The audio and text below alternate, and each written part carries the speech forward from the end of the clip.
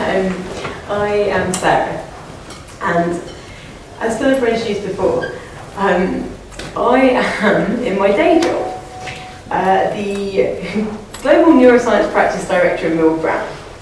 And I think, and I hope, that's one of the reasons that Philip wanted me to come and talk today. It's partly because I basically have the job that is as far removed as you can get from winning a pencil and still vaguely claim to work in advertising as you can possibly. And to give you a bit of background to me, I was a WPP fellow, and so I spent a few years working as a planner and a strategist in various different agencies. I now work for Millward Brown, and what we actually do is look at different ways of incorporating insights from psychology and neuroscience and different ways of investigating people's responses to advertising and brands into the kind of work and the advice we give to clients.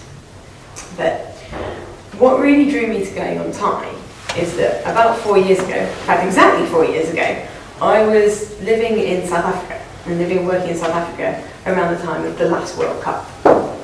And so I saw firsthand the impact that the World Cup and its preparations and its development had on the society there. And despite the fact that it was a slightly rocky road on the way, in that they were still finishing the road into Cape Town at 4 p.m. when the first match was happening at 7:30, it ends up being a really big event in terms of the country's opinion of itself. And I thought it was a fascinating experience, just from the point of view of the culture in the country, but also from the brands and the people involved with the World Cup as an event. So when a Time project came up going to Brazil this year, and so I went in September, looking at the impact of the World Cup and some of the negative impacts of the World Cup on the communities involved in it in Brazil, I was kind of beating Philippa's door down to be allowed to go. And so the other thing that I think she wanted me to talk for was because the kind of project that I went to do was very different to some of the other projects that you've heard about. Because most projects with Time go and work with an organisation who exists to perform a certain function, and in Brazil a lot of that is related to poverty or to street kids or to achieving a specific action. And actually the group of organisations that I went to work with were called the Comité Popular de Cope. So they were a group of slightly vaguely related NGOs who had banded together with their aim being to sort out the human rights abuses to do with the World Cup. And that was kind of given to me as my brief on my first day there, was if we could fix all of them in 30 days with nowhere near the amount of money of the first campaign you heard about, then we'd be great.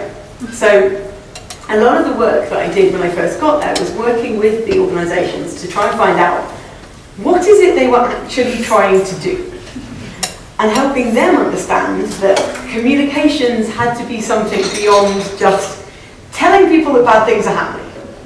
Because one of the things you pick up when you work with people who have made it their life to work with charities and with organisations around poverty is that they are the kind of people that all you need to do is tell them something bad's happening, and they feel it and they want to help and they really want to do something, which is why they all work in development. And so a lot of my job was working with these organisations to kind of help them to understand that normal people didn't necessarily hear something bad and immediately run off to do something about it, and that communications had a role that it could play in helping to persuade people that they could do something and to get them to do a specific action. So by way of introduction to the campaign, this is someone's house, or it was someone's house, before it was taken off them and they were evicted from it. And it was bulldozed by the government to make way for some of the things that they needed to build for the World Cup. So I'm sure you've probably all heard in the media various different reports about overspending or political corruption or different kind of negative aspects of the World Cup. And what happens is that FIFA award the World Cup to a country and they say, go and do it. And they don't put many constraints on what they can do. So Brazil as an organisation, as a country, their federal government said, great. And they picked host cities and they told those cities and the states to just make it happen. And all those cities are judged on is how well they make the World Cup happen. So it's really up to them what they do in order to make it happen. And unfortunately, a lot of the cities, like Recife, where I was, that are host cities for the World Cup, have taken that to the extremes, to the point where they are doing things like evicting people from their homes to build stadiums and to build transport links, but without anyone holding them to account for what compensation they're giving people, or are they giving them somewhere else to live, or are they actually helping them move their lives on rather than just saying, we're taking your house away. Isn't that unfortunate? And so the campaign that I was actually working on when I was out there was, after many days of trying to work out what it was they actually wanted people to do, was a campaign to try and secure fair compensation for the people whose houses had been taken away from them. And what I mean by fair compensation is that, as you could actually tell from the pictures you saw, these weren't houses in favelas. These weren't kind of illegal huts put anywhere that they shouldn't be. These were houses that people owned, that people had owned for decades. People's houses, people's businesses, they were taking out whole communities. And unfortunately, the people whose houses they were had to, in order to get any compensation, had to prove they owned the house. Now, I don't know about you, but actually, 2 days before I went on this project, I bought a house. And the only reason I know where the proof of my buying the house is because it lives with the mortgage company that gave me a mortgage. If you didn't buy your house through a finance program, proving that you own the house is really quite difficult. So a lot of people that live in these communities have no proof that that house is theirs, but it's been in their family for generations. And even if you can prove that the house is yours, and so you're entitled to compensation, it's entirely up to the government what they decide to give you. So they decide the value of your house, and there's nothing you can really do to argue about it. So the committee of NGOs that I worked with were trying to support the people whose houses were being taken away by giving them legal support to kind of fight the compensation battle in the courts, and to help them try and work out what they can do now or where they can live. And so the thing it was decided that comms could help with was trying to create a campaign to pressure the government into giving fair compensation. Because when we were dealing with the government in Pernambuco, which is a state, there was only really 2 ways they were going to be influenced. And one of them was by FIFA actually imposing sanctions on what they could or couldn't do and holding them to account. And the other was by people expressing their displeasure and forcing the government to actually take notice of the issue because it was too important to ignore. And the thing we had going in our favour, well, there were 2 things really. One was that the couple of months before I got to Brazil was around the time of the riots and the protests around bus fares. So there was suddenly this kind of atmosphere of protesting that there hadn't been before. And the second thing was that the guy who runs the state government of Pernambuco, who are the people we really needed to talk to because it was the local government, was, certainly at the time, I don't know whether he still is, hoping to run for president of Brazil next year. This year, yeah, of course. We're now into that year. And so he was very, very aware that his public image was an important part of that. And he couldn't be tarnished with being seen to do anything that was anti-progress in Brazil. So our strategy became about, given that with 30 days and quite little money, we weren't really going to get FIFA to do anything. We were probably going to have to go after the people and get the people to actually display their displeasure at the government in the hope that they'll put pressure on the government to do something. So I don't want to spend too long talking about the campaign, just because A, it doesn't in any way live up creatively to everyone else's. But the campaign was around an idea called Nós Valemos Mais, which is we're worth more. And the idea of the campaign was to essentially give these people a voice. So the people whose houses were being taken away from them were living in parts of the city because, for various political corruption reasons, the stadium that was built in Recife wasn't built in the centre of the city. It was built in a community like 20 kilometres away because it was just about in another district, which meant someone got some money for it. So the people whose houses were being evicted were not actually in the centre of the city, and the media in Brazil is state-controlled. So whilst there isn't official censorship, it's very selective reporting on what things happen. And so things that portray the government in a negative light, not really headline news. So nobody in the city knew that this was happening. So our idea was to try and take these people's stories and actually let people in the city who are not at all related to them know that this was happening in their city and that it was something that they could do something about. So the campaign, because of the constrictions on media, we couldn't do anything above the line, we couldn't buy any media space. So even if we had a budget, we couldn't really do much that was relied on us actually being able to get space anywhere. So the campaign was largely done online because social media is huge in Brazil because everyone has phones that can do absolutely everything. And our idea was to start telling these people's stories and start sharing them. And to give you an idea of what you can do on social media, for a campaign budget of $40, we managed to reach 90,000 people of the right age and demographic in the city we were in. You know, Facebook's one of those mediums that is, you know, it's got its limitations, but if what you're trying to do is get a message out that resonates with people to a specific group of people, you can do it incredibly cheaply. So we did a series of ads that we posted out to people to recruit people to actually do something. So this was asking them to sign a petition. There were various things we asked them to do to just create a kind of visible layer of support for this idea. The second part of the campaign was actually to do big protests and visible things ourselves in parts of the city where this stuff didn't happen. So there were lots of protests in Brazil. Every Friday there was someone protesting about something. A lot of it didn't have much of a focus. So there were people shouting that we weren't happy, but there was no thing they were asking the government for. So what we tried to do was do very visible protests, and this is on the main beach in Recife. One Sunday morning, we got there at like 6 a.m. We bagged a bit of space by talking very nicely to some traders and set up a protest. And these are little plaques of the kind of, that in Brazil, if you have a tragedy, people will set up kind of graveyards on the beach using plaques as a commemorative thing. So we set up a kind of essentially a graveyard of people's houses that have been taken away from them, right in the middle of the main strip. And so all of the people out running, sunbathing, walking their dog on the Sunday morning saw it, stopped and started talking to us.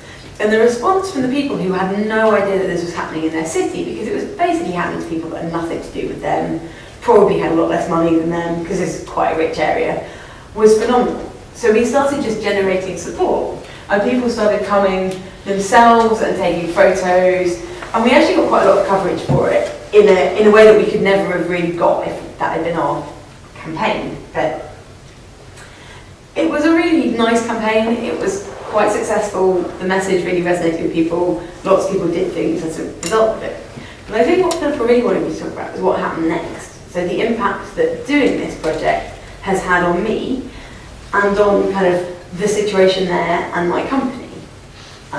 So we'll kind of start with the easy one, that the protests. I mean, if anyone's been following the news this week, there's been a lot of protesting currently happening, and it's really just set to escalate between now and the World Cup, because the World Cup has just become the focal point for everything that people are unhappy with the government about. So overspending, corruption, actually awareness of people being evicted is a lot higher, and I'll come on to that in a sec, than it was previously. But the World Cup has given them a real focus to start yelling at the government and start demanding change, which in the year of the election is quite a nice thing to see, because it feels slightly like the country is being held to account. From a personal point of view, there were, as you've heard from everyone else, there are lots and lots of benefits from going on TIE. There's the obvious leadership things that you learn. One of the most important things for me was actually just learning to deal with situations where there wasn't someone else there to ask. You know, someone that you might just want to check with your ideas, or just say, do you think this is like the right thing to be doing? Having to deal with those situations where there just isn't anyone, and you have to make a decision and back yourself and go for it, was actually, it's quite a rare situation to find yourself in, because there's always someone more senior than you.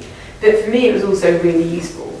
And it was particularly useful because, via a weird series of events, essentially the week I got back, I ended up being promoted to running my department, which was a somewhat unexpected and not really very prepared for move.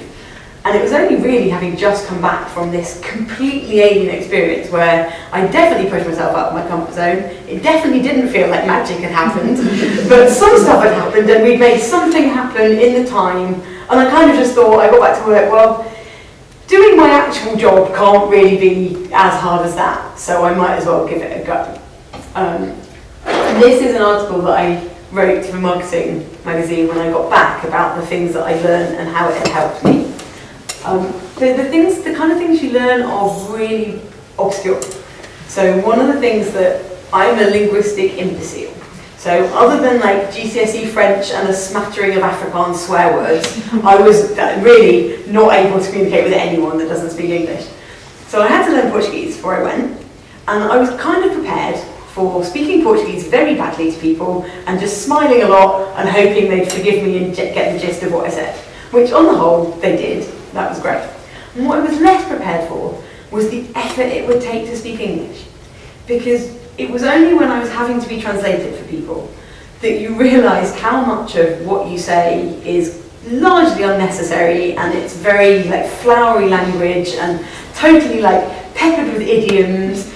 And suddenly when it's some poor girl's job to translate what you're saying to this person that only speaks Portuguese, it was a real kind of reality shock for what I was doing on a day-to-day basis, because the team that I run is a global team. There's people all over the world, and we as a company operate in English. Therefore, I kind of just go about my day-to-day life speaking exactly as I would if I was speaking to someone here that was a native English speaker, and you realise how hard you're making it for everyone to just understand what you're on about. So one of my big resolutions when I got back was to try and actually speak more slowly, which you'll have noticed I'm not very good at doing, and to actually think about the structure of the sentence that I was going to say, especially when I was asking someone to do something, rather than just, yeah, right, and hoping they got it. But the main thing is when I got back, I kind of felt like there wasn't a lot I could do in the campaign anymore. So I wasn't there, I couldn't organise demonstrations, I couldn't do things to actually tell people about what was happening. I told all of my friends here, and they kind of said, oh, that's a real shame, like what would you like me to do about it? And there wasn't really anything they could do. But when I went back to work, it got me to thinking about this slide from before, of the fact that with the 30 days and no money, we could only really try and get people on the ground to do a very concerted action. But really, the thing that needs to happen to get anything to change in this is that FIFA need to get involved, and they need to start dictating to governments what they can and can't do when they're establishing a World Cup and setting up the venues. And really the only people that are going to make FIFA act are the brands that are involved with them, and they pay for them. Because it's only when Coca-Cola say, we're not going to sponsor the World Cup anymore, that FIFA are actually going to do something about it. And so, as I said before, I work for Millward Brown, and luckily for us, the majority of these people are our clients. And there are clients that are very interested in knowing what the impact of the World Cup is on their brand. Because it costs a lot to sponsor the World Cup, unsurprisingly, and it's one of those things that's very hard for them to actually measure the impact of. So one of the things I thought I could do when I got back, because I have a bit of money for innovation and marketing things, was to start running a project looking at the impact of the World Cup and the perceptions of these negative things happening around the World Cup on people's perceptions of brands, and look at whether people's knowledge of atrocities that are happening starts to actually impact a brand's equity and whether it's going to impact their bottom line. So what I'm in the middle of doing at the moment is doing a big study in both the UK and Brazil, looking at how much brands are being harmed by this negative publicity, so that we can then take it to those brands who are asking us about the impact of the World Cup on their perceptions and their associations, and actually make them aware of the problem and make them aware of what they can do about it. Because I think the thing that we all forget when we kind of dismissively say, like, yeah, I work in advertising, is that brands are actually hugely powerful things. And they're powerful not just in talking to people's lives, but they can exert huge power on organisations and on governments. And so whilst when I decided I wanted to go on Thai, this wasn't what I envisaged happening at the end of it, it's actually been a really useful experience for creating something that will help not just our business, but help the brands that we work with hopefully do something themselves, which is more of a force for good.